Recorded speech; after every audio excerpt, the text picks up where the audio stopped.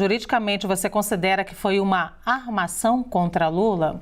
Eu não tenho a menor dúvida sobre isso, já falo isso há algum tempo e acho que é muito importante entender o contexto das coisas, né? A vida ela é uma sucessão de fatos. Os fatos não param. Aliás, se os fatos parassem, talvez na Universidade de Salamanca nós estaríamos ainda dizendo que o mundo não é redondo, porque os sábios disseram isto, não é? Aqueles sábios, se estivessem vivos hoje, seguramente diziam, puxa, estávamos enganados. É o que acontece exatamente hoje, no momento em que tudo vem à tona. E por que tudo vem à tona dessa forma? Como é que funcionam os processos? As investigações, elas são feitas por promotores, por juiz em primeira instância. Eles coletam as provas. Os magistrados que apreciam a partir daí o que aconteceu, não coletaram as provas. As provas foram coletadas.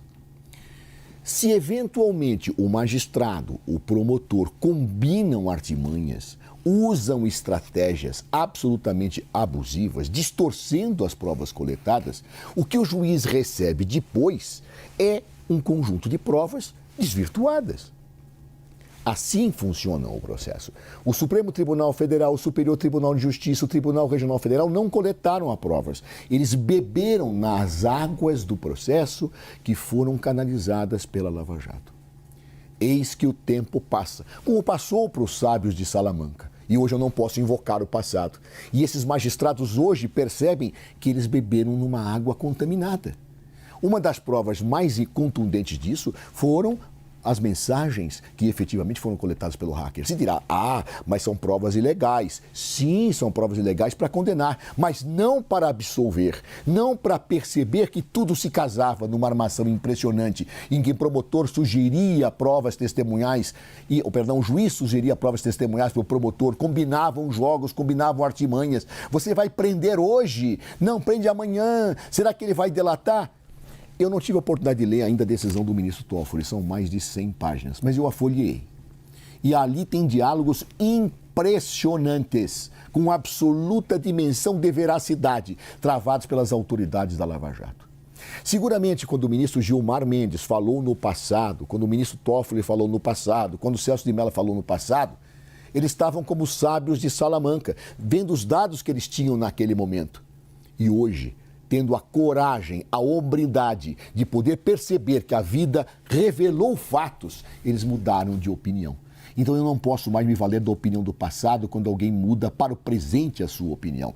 E a opinião hoje, absolutamente atestada pelo Supremo Tribunal Federal, pelo ministro Dias Toffoli, que foi um ministro muito duro em decisões contra o próprio presidente Luiz Inácio Lula da Silva, houve um erro. Aliás, só erra quem no passado tinha uma visão falsa. E hoje se diz, aquela visão se desfez por tudo que lá existe. Então, portanto, eu acredito que a verdade vem à tona. Não adianta eu continuar defendendo que a Terra não é redonda, porque os fatos efetivamente estão colocados à luz do sol. E a situação dos membros da Lava Jato ficou extremamente complicada, como vem a cada dia ficando, quanto mais se apura o que fizeram. Vamos pegar um pouquinho o contexto de quem é o ministro Dias Toffoli, e aqui, obviamente, já para me isentar, vou usar aqui as palavras de editorial do Estado de São Paulo. Aspas. O curto caminho que o advogado-geral da União, José Antônio Dias Toffoli, trilhou desde o início da sua carreira até chegar ao Supremo Tribunal Federal, esteve sempre ligado ao PT, em especial ao presidente Luiz Inácio Lula da Silva e ao ex-ministro José Dirceu, ambos condenados por corrupção. No caso Zé Dirceu, as ações não foram anuladas. Integrante da tropa de choque do PT na oposição, era um dos advogados que pensavam as manobras regimentais que o PT usava para obstruir votações no Congresso e responsável por sugerir emendas contra projetos de interesse do governo Fernando Henrique Cardoso. Consultor jurídico da CUT, a Central Única dos Trabalhadores, assessor parlamentar na Assembleia Legislativa de São Paulo, assessor da liderança do PT na Câmara dos Deputados, foi advogado de Lula nas campanhas presidenciais de 98, 2002 e 2006, quando ganhou sua confiança. Integrou a equipe de Dirceu na Casa Civil, portanto era o núcleo duro do ministro corrupto do governo Lula, até chegar ao primeiro escalão como advogado-geral da União. Então você tem um juiz umbilicalmente ligado não só ao PT, mas também a Lula e também a Odebrecht, tomando uma decisão dessas.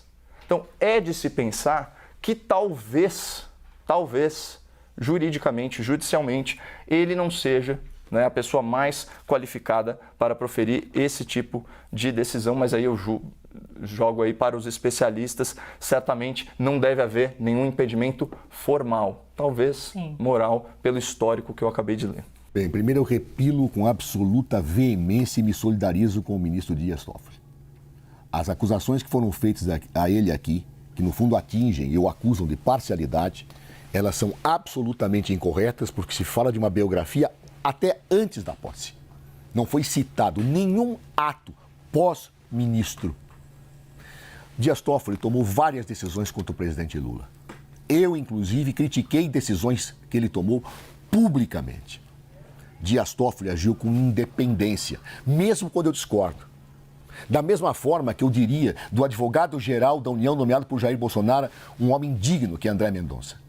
Ou seja, eu não posso atacar a honra e a dignidade de ministros quando eu discordo de decisões e aplaudi-las quando eu acordo. Seguramente, muitos dos que estão atacando Dias Toffoli hoje aplaudiram a ele quando ele não liberou o Luiz Inácio Lula da Silva para ir ao enterro do seu irmão, ou quando ele votou contrário à sua liberação para que ele pudesse ser candidato.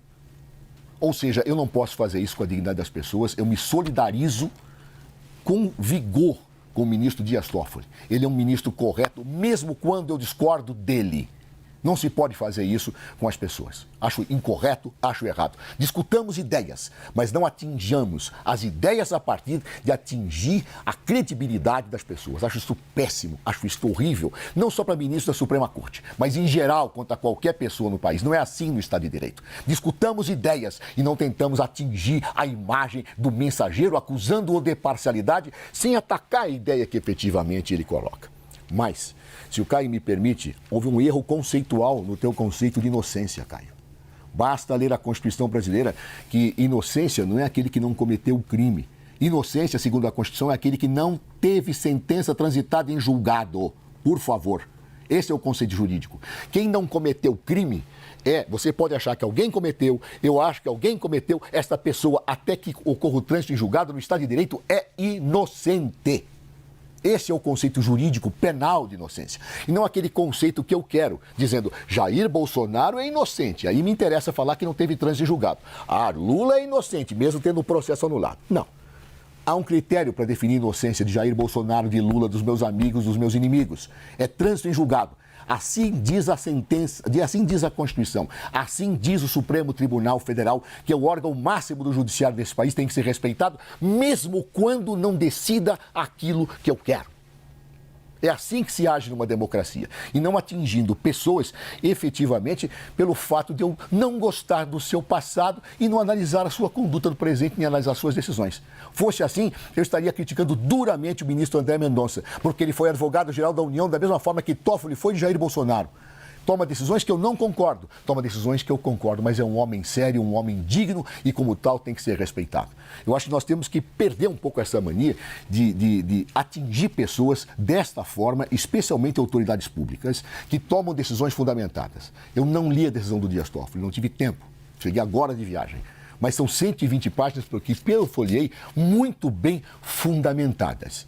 E mais, quero dizer o seguinte, Caio, de fato, Lula teve seus processos anulados por suspeição.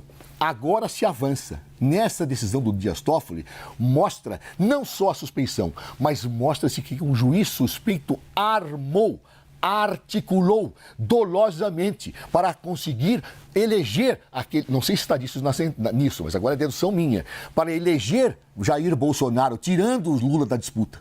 Isto é fato. Quando ele divulgou, por exemplo, a delação do Palocci, não poderia tê-lo feito. Não poderia tê-lo feito, a lei não permite. Agiu com abuso de poder. E vi que Toffoli cita essa situação na sua decisão, dentre tantas outras. Então, por favor, vamos respeitar a democracia, vamos criticar decisões, mas nunca, jamais atingir reputações, assassinar reputações, mesmo daqueles com quem nós não gostamos de conviver ou de ver em cargos públicos. Assim é a democracia. Numa ditadura, aniquilam-se as pessoas para acabar com as ideias. Na democracia, respeitam-se as pessoas para se combater as ideias. Qual acusação que eu fiz à honra do ministro? Eu li dados biográficos e critiquei uma decisão com base em argumentação do Ministério Público. Zé, de verdade, se a gente vai perder a mania de atacar as pessoas, comece perdendo a sua mania de me atacar. Em primeiro lugar, Caio, eu não aceito que ninguém fale de forma imperativa comigo. Nem meus pais fariam mais isso. Não aceito que você fale, não ponha nas minhas bocas. Ou na minha boca, perdão. Você pode dizer, discordo, você está errado, mas não ponha, não me dê ordens, Caio. Você não manda em mim, você é igual a mim. Segundo lugar, é importante ter claro ainda que você leu uma biografia parcial de Dias Toffoli antiga. Você não leu o que é a biografia dele como ministro do Supremo Tribunal Federal. Esqueceu de ler. E ao fazer isso, eu não te acusei, Caio. Eu não falei que você é isto, aquilo outro, que é suspeito. Não, não me dirigi a você, me dirigi às suas ideias. Sabe por quê, Caio? Porque eu me dirijo às ideias. Eu acho que toda pessoa que age de forma agressiva é um pedido de socorro quando não tem argumentos. E eu não ajo de forma agressiva, eu ajo de forma polida, eu ataco duramente argumentos. Eu não dirigi uma palavra a você. Eu não tenho por que fazer juízo de valor sobre sua pessoa, te respeito imensamente como comentarista. Agora, a sua ideia de ler parcialmente uma biografia antiga do Estadão, sem considerar uma atuação de Dias Toffoli como ministro do Supremo Tribunal Federal, atinge a dignidade dele, atinge a sua condição e o torna suspeito, o que não é verdade. Ninguém é suspeito pelo que foi antes, como André Mendonça não é pelo suspeito por ter sido apoiador e advogado-geral da União de Bolsonaro. Não é assim que se avaliam as pessoas. Portanto, eu estou criticando a tua ideia, a tua pessoa, eu tenho em altíssima conta. Eu não atinjo mensageiros para atacar ideias.